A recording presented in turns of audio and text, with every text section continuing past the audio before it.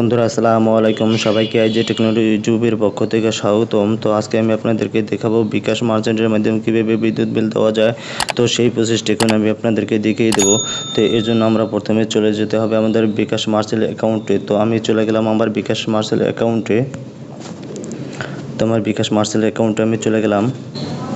তো আমার বিকাশ মার্চেন্ট অ্যাকাউন্টে আমি চলে আসলাম। তো আসার পর বন্ধুরা এখানে পে বিল, এই পে বিল অপশনে ক্লিক করতে হবে। তো আমি পে বিল অপশনে ক্লিক করলাম।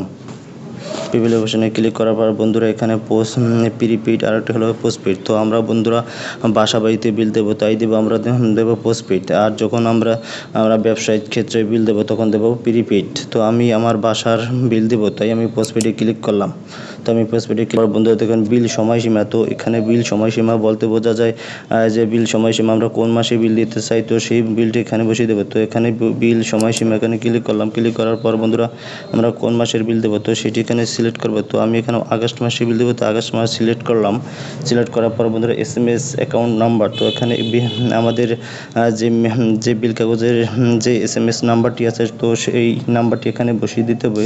তো আমি আমার সেই SMS নাম্বারটি বসিয়ে দিলাম।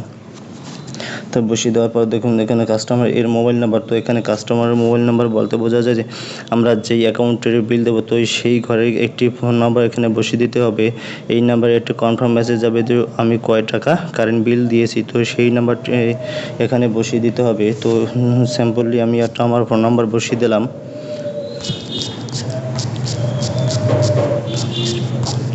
তো নাম্বারটি বসিয়ে দেওয়ার পর পে বিল করতে এগিয়ে যান, তো ওখানে ক্লিক করতে হবে।